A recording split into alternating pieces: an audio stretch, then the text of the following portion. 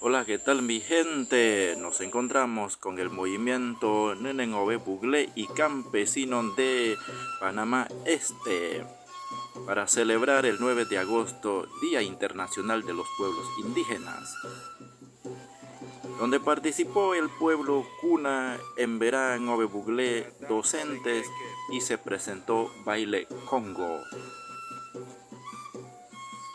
El día se celebró con eventos especiales, a la vez breves comentarios sobre la situación de los pueblos indígenas, donde se abordó los temas como la educación de calidad y el idioma que están a punto de desaparecer. Porque mejorar la salud de nuestra gente es un reto fundamental. Les invito a disfrutar la danza de ñeque y mariposa, presentado por nuestros hermanos Emberá.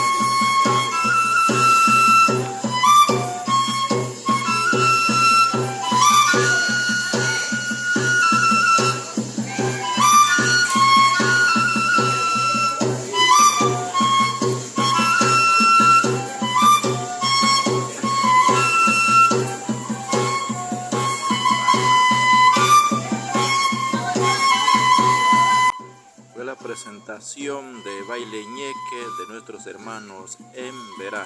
Muchísimas gracias. Esta fue la presentación de nuestra compañera de Emberá.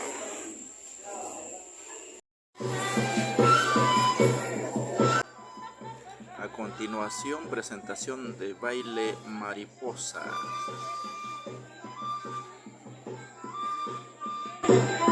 La danza de mariposa.